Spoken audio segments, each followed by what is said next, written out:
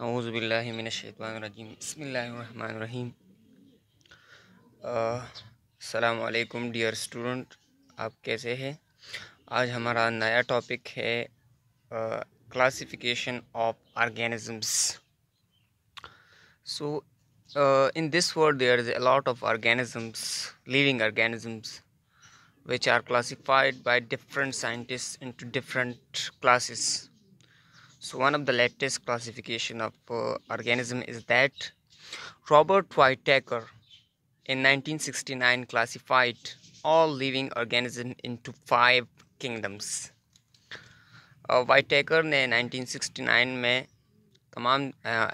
तमाम जो जानवर है, प्लांट्स है, माइक्रोब्स है, उस सबको 5 ग्रुपों में तकसीम किया और वो 5 ग्रुप्स जो है वो नीचे दिए गए, हम इनको एक्सप्लेन करेंगे।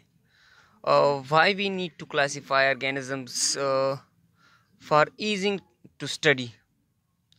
ऑर्गेनिज्म को हम क्लासीफाई इसलिए करते हैं ताकि हम उनका मुताला अच्छी तरह करें। आगे हमारे पास ये टॉपिक आगे भी आएगा बायोडाइवर्सिटी चैप्टर में भी, वहाँ भी इंशाल्लाह हम पढ़ेंगे इसके मुतालिक, यहाँ भी इसके बारे में कुछ ना कुछ पढ़ेंगे।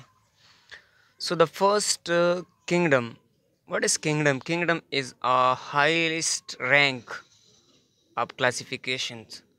हमारे पास क्लासिफिकेशन में मुख्तलिफ कैटेगरीज होते हैं, इसमें स्पीशीज़, जीनस वगैरह होते हैं, फैमिलीज़। उसमें जो हाईएस्ट रैंक है उसको हम किंगडम कहते हैं। So first one that is kingdom animalia. So what is kingdom animalia? General characteristics.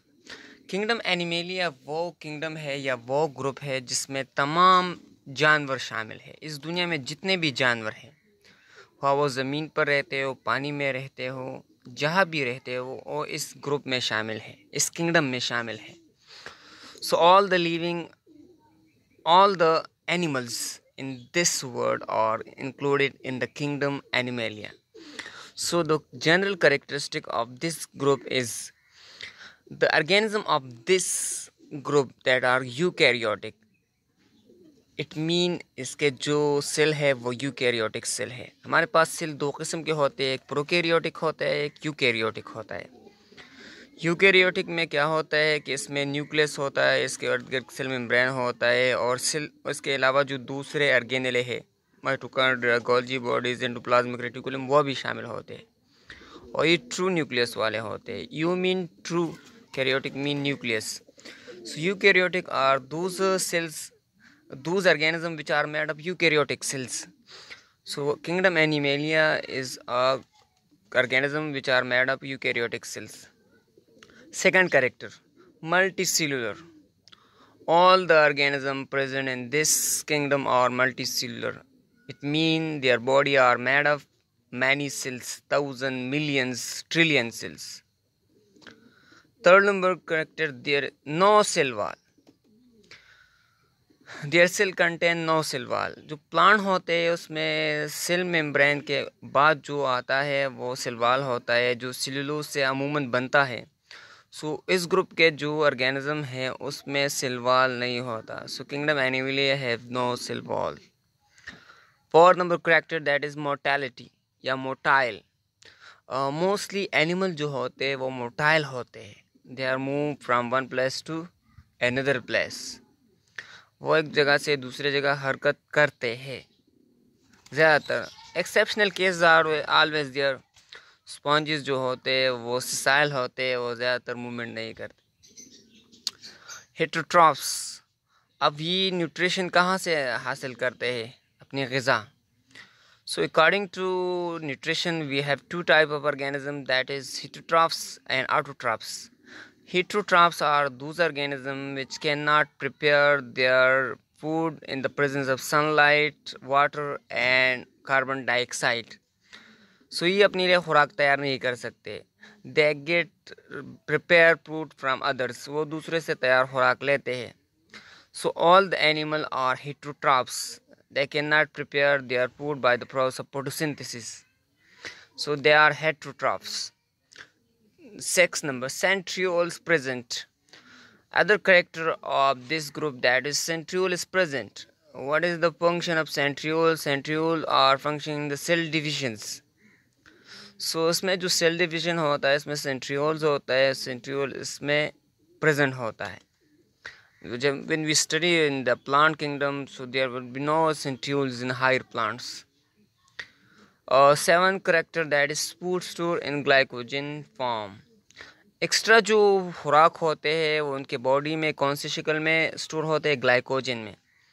Glycogen is a type of carbohydrate होता है, ये किस्म का मालिक्यूल होता है, किस्म का कंपाउंड होता है.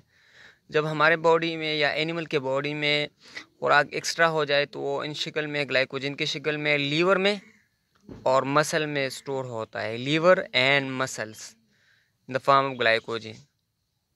अब हमारे पास एग्जांपल क्या है? एनिमल किंगडम, एनिमल में कौन से ऑर्गेनिज्म है? इसमें दो ग्रुप्स है, एक इनवर्टिब्रेट्स है, एक वर्टिब्रेट्स है. इनवर्टिब्रेट उन ऑर्गेनिज्म को कहते हैं जिसमें बैकबोन नहीं होता, रीढ़ की हड्डी नहीं होती. वर्टिब्रेट और दूसरे organism which have a backbone, इसमें बैकबोन होता है. वर्म्स, जितने भी कीड़े मकोड़े हशरात होते हैं, इंसेक्ट्स, ये सारे इनवर्टिब्रेट में शामिल होते हैं. And the other one, that is fish. Fish is a type of vertebrate organism and is kingdom animal, birds etc. वगैरह जितने भी organism है ये vertebrate में शामिल है. So that was a kingdom Animalia. all the organism, all the living animals में शामिल है. So now we will move to the second kingdom,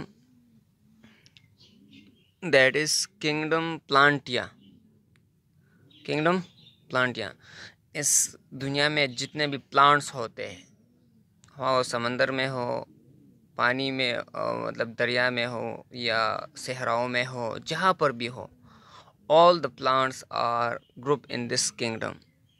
So what is the basic characteristic, general characteristic of this group? that is eukaryotics. जिस तरह पहले मैंने explain किया कि इसका सेल भी यूकैरियोटिक सेल होते हैं. So these organisms are eukaryotics. Second number, they are mostly multicellular.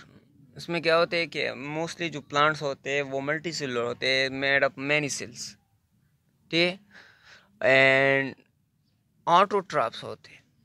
Autotrophs are those organism which can prepare their food in the presence of sunlight, water and carbon dioxide by the process of photosynthesis. They can prepare their food in the presence of photosynthesis. Photosynthesis के ज़रिए ये अपने लिए खुराक तैयार करते हैं. So that is known as the autotrophs होते हैं.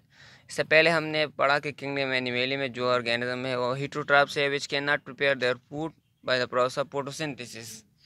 सो हेटरोट्रॉप्स और ऑटोट्रॉप्स का तो क्लियर हो गया. So now we will move to another character, that is mostly non motile. Plants जो होते हैं मोस्टली नॉन मोटाइल होते हैं. अब इसमें जो एल्गी हम पढ़ते हैं, algae is on spread kingdoms, but sometime that include in the plant they are because of cell wall.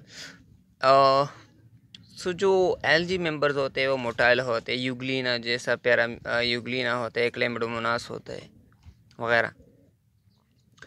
Cell wall present and made of cellulose. अच्छा, इसमें सेल वॉल मौजूद होता है जो सेल के इर्द गिर्द होता है. मिसाल के तौर पर